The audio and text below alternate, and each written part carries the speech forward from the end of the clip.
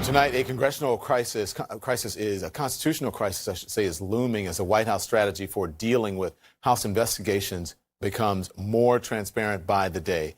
Ignore deadlines and requests for documents, instruct current and former administration officials not to comply with lawful subpoenas to testify. Let's talk about this now with Congressman Jamie Raskin. He's a Maryland Democrat who sits on both Judiciary and Oversight committees. Having a little trouble talking, Congressman. Thank you for joining us. Help me out here. Listen, I'm delighted to be with you, Don. I want to get your reaction to this new Trump interview. It's in the Washington Post, where he doesn't want his aides to comply with congressional requests. Okay, and let me read it here. He says, there is no reason to go any further, and especially in Congress where it's very partisan, obviously very partisan. What is your reaction? Also claiming there that he was transparent and he, complied with everything the special counsel wanted. What do you think?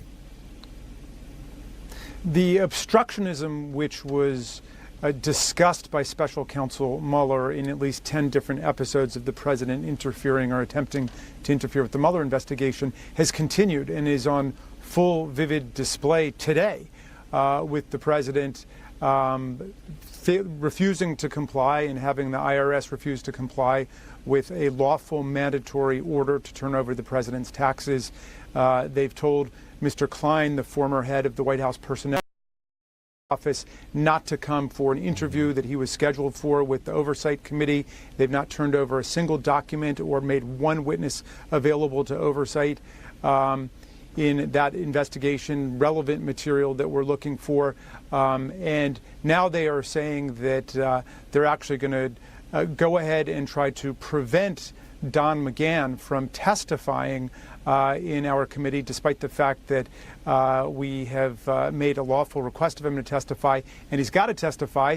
They're making noises about executive privilege, ignoring two critical points. One is that Don McGahn already spent 30 hours with the special counsel, so they've waived whatever executive privilege there is. And the other point is that they can't stop him from coming. That was established with Harriet Miers a long time ago. So if they're looking for a way to unify the Democrats, and we're hoping some of the Republicans, they have found it, which is they are totally defying the will of Congress and trampling on our legitimate prerogatives and powers. So then what do you do then? If he doesn't show up, if they don't comply, what are you going to do?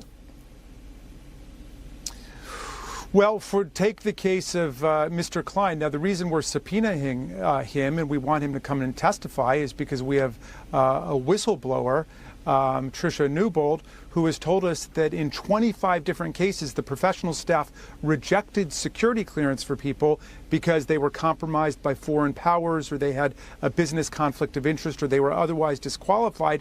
And yet the president or the White House overruled the professional staff and gave these people security clearances. And we're just trying to get to the bottom of it as a matter of national security, and they're not turning over material. So my question is, what are you going to do? Are you going to? We can go to court. Okay, what I'm explaining, what we can do is we go to court.